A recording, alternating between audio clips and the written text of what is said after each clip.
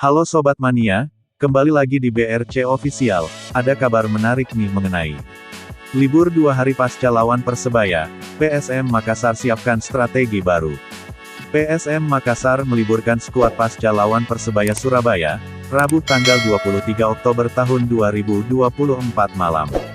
Para pemain diberi waktu libur 2 hari.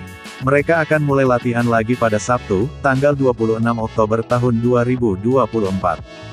Hal ini disampaikan media officer PSM Makassar, Sulaiman Abdul Karim, Kamis tanggal 24 Oktober tahun 2024. Latihan tanggal 26 Oktober sore, katanya.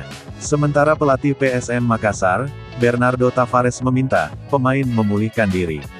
Pasalnya, sejumlah pemain dalam kondisi kurang bugar. Winger Victor Luis, sebelum pertandingan lawan Persebaya sudah alami cedera. Penyerang Tito Okello, staminanya belum bagus, karena baru sembuh dari sakit. Kemudian Victor Detan, mengalami kram saat pertandingan.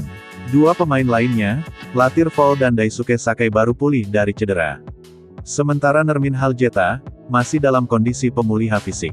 Untuk Nermin Haljeta, diperkirakan bisa kembali merumput untuk pekan ke-10 menjamu Persik Kediri. Sekarang kita memulihkan diri untuk laga selanjutnya, katanya.